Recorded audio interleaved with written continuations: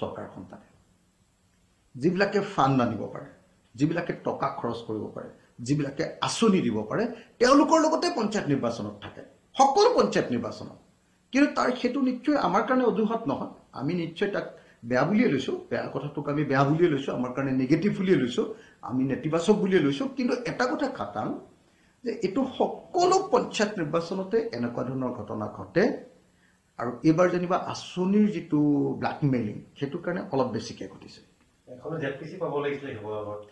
আমাৰ মোৰ পুৰণা বিধানসভা সমষ্টিত অকল দুখন জেডপিচি আছে দিচাংমুখ আৰু ৰংপুৰ কিন্তু দুইখন জেডপিচিতে কংগ্ৰেছ দলে আমাৰ বিৰুদ্ধে কেণ্ডিডেট দি দিলে দুইটা জেডপিচিতে গোটেইকেইটা চাৰিটা আছিলে চাৰিটাতে দি দিলে আমাৰ চাৰিটা নতুন এলেকাত পৰিছে আমাৰ চাৰিটা আছিলে চাৰিটাতে দি দিলে পাঁচটা আছিলে মানে যদি আমি পুৰণা আকৌ ডিমৌটো ধৰি লওঁ আগতে শিৱসাগৰত আছিলে পাঁচটা আছিলে পাঁচটাতেই কংগ্ৰেছে দি দিছে গতিকে আমাৰ মাজত ভোটটো ভাগ হৈ গ'ল বিৰোধী দল এনেই এই সময়ত শাসক দলৰ ঢৌ আহিছে সেই সময়ত আকৌ বিৰোধী দলৰ যেতিয়া কেইবাটাও ভাগ হৈ যায় আৰু তেতিয়া ক'ত জিকিব কওক জিকাৰ কোনো প্ৰশ্নই উঠিব নোৱাৰে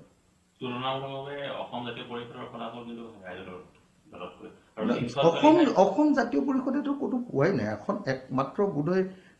এটা পঞ্চায়তত কেইটামান ৱাৰ্ড মেম্বাৰ পাইছে হেৰিয়াত কি কয় এইটো য'ত কংগ্ৰেছৰ লগত তেওঁলোকৰ বুজাবুজি হৈছিলে কি কয় এইটো খোৱাং সমষ্টিত আৰু বোধহয় আঞ্চলিক পঞ্চায়ত এটা নে তিনিটা এটা নে দুটা পাইছে আপোনালোকে সেইটো এনেহে প্ৰচাৰ কৰি আছে মানে মই ভাবোঁ যে আপোনালোকে সেইটো এনেহে প্ৰচাৰ কৰি আছে মানে এইটো ইচ্ছাকৃত অখিল গগৈক অকণ ডিষ্টাৰ্ব দিম বুলিহে চাগে আপোনালোকে বেলেগ এটা কুইটটো বহাবৰ কাৰণে এইটো কৰি আছে চাগে মইতো দেখিছোঁ যে অসম জাতীয় পৰিষদে গোটেই অসমতে মাত্ৰ এখন নে দুখনহে নে তিনিখন মই প্ৰথমতে এখন বুলিয়ে গম পাইছিলোঁ পিছত কোনোবাই কৈছে যে তিনিখন পাইছেগৈ তিনিখন আঞ্চলিক পঞ্চায়ত পাইছে আমি পাইছোঁ 19খন তেওঁলোকে জিলা পৰিষদ পাইছে 0খন আমি পাইছোঁ 3খন তেতিয়াহ'লে কাৰ ৰিজাল্ট ভাল ৰিজাল্টটো আমাৰ ভাল নে জাতীয় পৰিষদৰ ভাল মই সেইটো নাজানো মই শুনা নাই কিন্তু ভাল কথা আঞ্চলিক দল এটাক যদি সহযোগিতা কৰে খুব ভাল কথা মই আদৰণি জনাইছোঁ মোৰ প্ৰশ্ন য'ত মানে গৌৰৱ গগৈ সাংসদ যোৰহাটৰ তাতকৈ আপোনাৰ সমালোচনা কৰিছিলে যোৰহাটত গৌৰৱ গগৈ বেয়া ন মানে মই আপোনালোকক কৈছোঁৱে যে গৌৰৱ গগৈৰ সমষ্টিত বেয়া ভূপেন বৰাৰ সমষ্টিত বেয়া অখিল গগৈৰ সমষ্টিত বেয়া দেৱব্ৰত শইকীয়াৰ সমষ্টিত বেয়া দিলীপ শইকীয়াটো বাৰু মই নকওঁ তেওঁলোকৰ এনেই ভাল নিজৰ হেৰিয়াতো বেলেগ কথা যে বিজেপিৰ ভাল য'ত বিজেপিৰ ভাল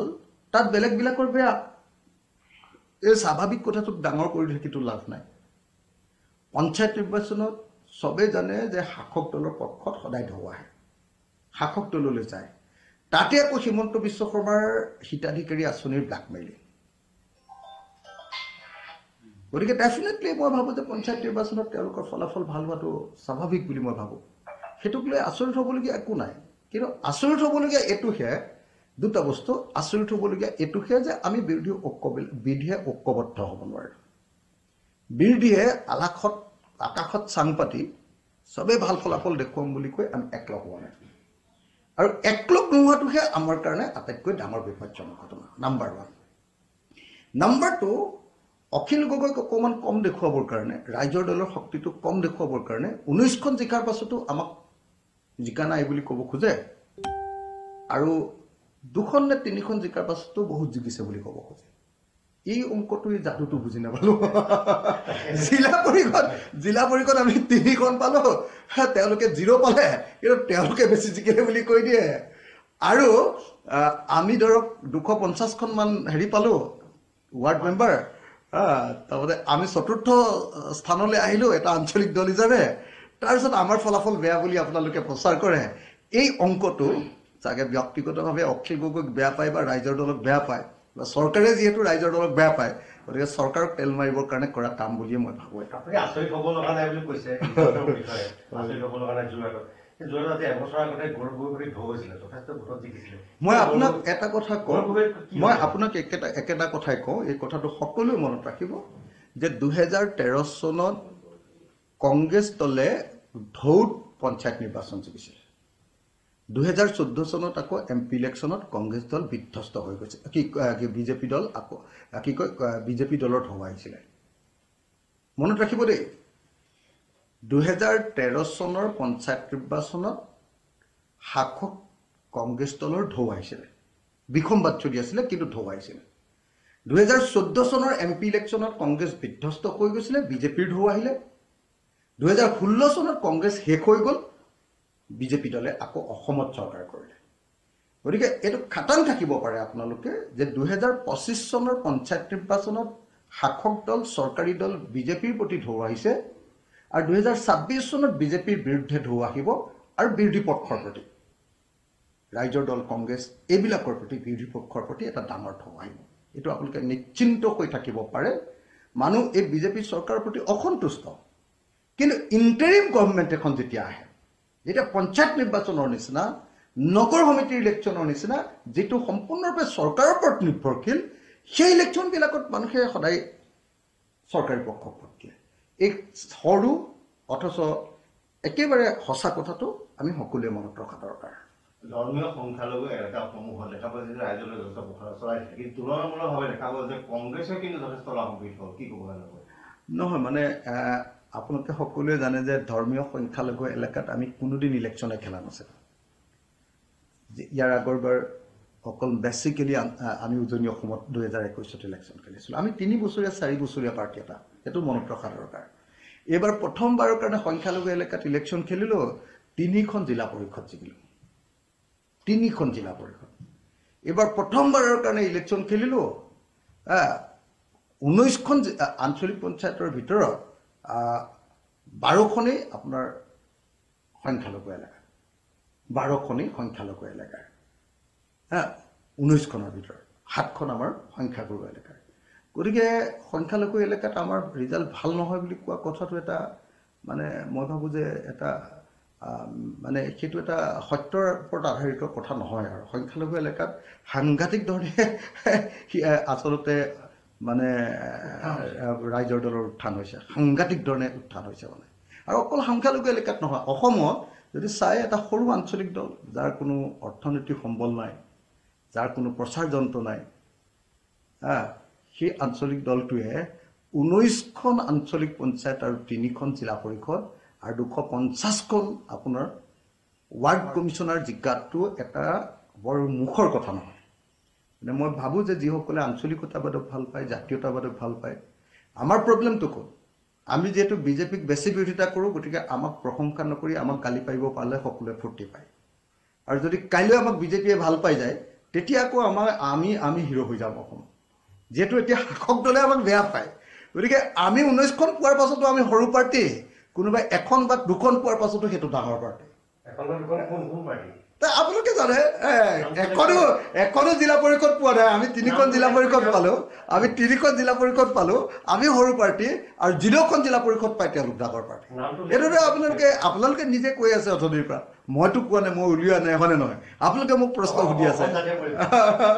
আপোনালোকে সুধি আছে আপুনি সমগ্ৰ অসমত প্ৰচাৰ চলাইছে কিন্তু আপুনি যোৰহাটৰ লুকুৰাখন নিজৰ গাঁওখনতে আপুনি পঞ্চায়ত ৱাৰ্ডৰ প্ৰাৰ্থীজনক জিকাব নোৱাৰিলে বুলি কৈছে ৰূপজ্যোতি কুৰ্মীয়ে কৈছে আমিতো খেলুৱাই নাই নহয় আমি মানে মৰিয়নি সমষ্টিত মই একদিনৰ কাৰণেও যোৱা নাই মানে এদিনৰ কাৰণে গৈছিলোঁ এনে চাবলৈ কি হৈ আছে বুলি মোৰ ঘৰৰ ওচৰত মানে মোৰ নিজৰ ঘৰলৈও যোৱা নাই এই মৰিয়নিৰ ওচৰত এখন ঠাইলৈ মাত্ৰ খবৰ ল'বলৈ গৈছিলোঁ আমি খেলুৱাই নাই আপোনালোকে এইটো নিশ্চিন্ত থাকক যে উজনি অসমত আমি অকল এইবাৰ পঞ্চায়ত ইলেকশ্যনটো আমি চিৰিয়াছলি লোৱাই নাই কিয়নো আমি সদায় জানো যে পঞ্চায়ত ইলেকশ্যনত ৰুলিং পাৰ্টি জিকে আৰু এই ইলেকশ্যনত আমি আমাৰ নিচিনা সৰু পাৰ্টি এটাই পইচা খৰচ কৰা শক্তি খৰচ কৰা এই ইলেকশ্যনত বহুত জিকিম বুলি ভবাটো এটা বাতুলতা সেইকাৰণে আমি পঞ্চায়ত ইলেকশ্যনটো চিৰিয়াছলি লোৱাই নাই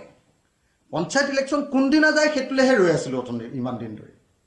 পঞ্চায়ত ইলেকশ্যনটো যিদিনাৰ পৰা যাব সেইদিনাৰ পৰাই আমি চিৰিয়াছলি কাম কৰিম কাৰণ সকলোৱে জানে যে পঞ্চায়ত ইলেকশ্যনত কেতিয়াও ৰুলিং পাৰ্টি কেতিয়াও পৃথিৱীৰ কোনেও হৰুৱাব নোৱাৰে মিছা কথা কৈ লাভ নাই সৰু পাৰ্টি বুলি কৈছে কিন্তু কংগ্ৰেছ বহুত ডাঙৰ পাৰ্টি স্বাধীনতা অনা পাৰ্টি স্বাধীনতা লাভ কৰাৰ পিছৰ পৰাই চৰকাৰ গঠন কৰিছে কংগ্ৰেছ কিয় ইমানকৈ হাৰিলে মানে এতিয়া সঁচা সঁচি কথা ক'বলৈ গ'লে কংগ্ৰেছৰ লগত আমাৰ তুলনা হয় এতিয়া কংগ্ৰেছে কিমানখন আসনত খেলি কেইটা চিট পালে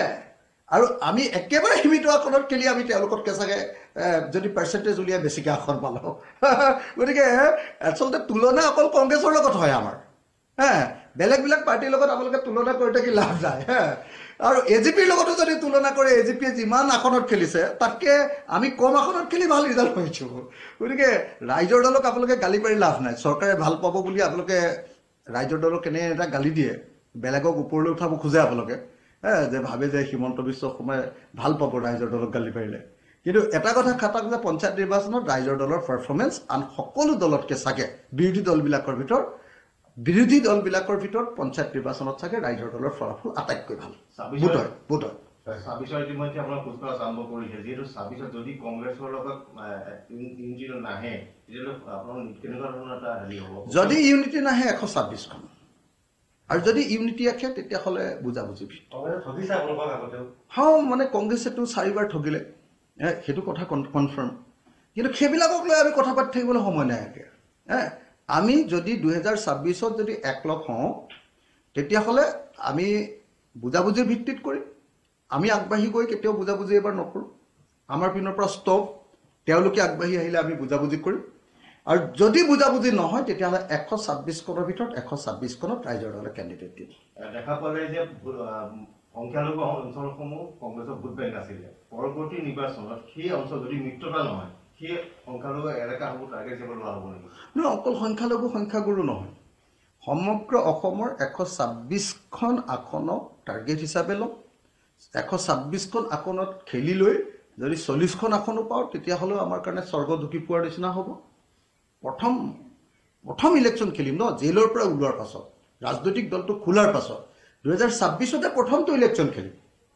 আৰু তাৰ আগতে পঞ্চায়ত ইলেকশ্যনটো প্ৰথম খেলিছিলোঁ আৰু পঞ্চায়ত ইলেকশ্যনত আমি আন সকলো বিৰোধী দলতকৈ ভাল কৰিছোঁ আপোনালোকে চাওক পাৰ্চেণ্টেজটো উলিয়াইছিলে আপোনালোকে গম পাব গতিকে মই ভাবোঁ যে আমাৰ ফলাফল ভাল আৰু আমাৰ ফলাফলক লৈ এনেই বেলেগ কথা কৈ থাকিব পাৰিব মই দেখিছোঁ কিছুমান সংবাদ মাধ্যমতো কৈ আছে কিছুমান আজি বাতৰি কাগজ আমাৰ অসমখনতো দেখিলোঁ যে আমাতকৈ বেলেগ দলে বেছি ভাল কৰিছে কিন্তু আপোনালোকে বেলেগ দলৰ চিটকেইটা চাওক এখনো জিলা পৰিষদ পোৱা নাই আমি 3খন পাইছোঁ আমি 19খন পাইছোঁ তেওঁলোকে 1খন নে 2খন পাইছে তাৰপাছত যদি আমাতকৈ ভাল বুলি কয় আৰু তেতিয়াহ'লে গছত গৰু উঠা কথা ক'ব লাগিব না শিৱসাগৰত খেলিম আৰু শিৱসাগৰৰ ৰাইজৰ ওচৰলৈ যাম আৰু মই নিশ্চিত যে শিৱসাগৰৰ মানুহে ৰাইজৰ দল বা অখিল গগৈৰ বাহিৰে বেলেগ কাকো মৰম নকৰে মই নিশ্চিত এতিয়াতো অখিল গগৈ পঞ্চায়তত উঠা নাই ন আৰু মই নিজে ভালকৈ কেম্পেইনো কৰা নাই শিৱসাগৰত আপোনালোকে খবৰ লওক 3 দিন আছোঁ শিৱসাগৰ গোটেই অসমত ঘূৰি আছোঁ কাৰণ মই জানো যে পঞ্চায়ত ইলেকশ্যনত বেছি ভাল ক'তো বিৰোধী দলৰ নহয় গতিকে আমি এই সময়খিনিত বিস্তাৰ কৰিবৰ কাৰণে চেষ্টা কৰিছিলোঁ আমাৰ দলৰ বিস্তাৰ সাংগঠনিক বিস্তাৰ কৰিব খুজিছিলোঁ য'ত নাই আৰু যি জনগোষ্ঠীৰ মাজত নাই আপোনালোকে ইণ্টাৰেষ্টিং আপোনালোকে নিজে চাওক যে কোচ ৰাজবংশী মানুহৰ মাজত আমি 2খন আসন পালোঁ কোচ ৰাজবংশী বঙাইগাঁৱত আপোনালোকে নিজে চাওক কোচ ৰাজবংশী মানুহৰ মাজত যেনেকৈ মুছলমান মানুহৰ মাজত পাইছোঁ তেনেকৈ ট্ৰাইবেল মানুহৰ মাজত পাইছোঁ গতিকে ইণ্টাৰেষ্টিং ন আমাৰ সেইকাৰণে আমি বিকাশটো আগতে অকল শিৱসাগৰত আমি কনচেনট্ৰেট কৰিছিলোঁ এতিয়া অসমৰ সকলো জনগোষ্ঠীৰ মাজত সকলো জিলাৰ মাজত বিস্তাৰ কৰিবলৈ চেষ্টা কৰিছোঁ আৰু ৰাইজে আদৰি লৈছে যদি আপোনালোকে ফলাফল উলিয়াবলৈ চেষ্টা কৰে পাৰ্চেণ্টেজ উলিয়াবলৈ চেষ্টা কৰে তেতিয়াহ'লে বিজেপিৰ পাছতে আটাইতকৈ ভাল ৰিজাল্ট কৰা পাৰ্টিটোৰ নামেই নিশ্চয় ৰাইজৰ দল হ'ব থেংক ইউ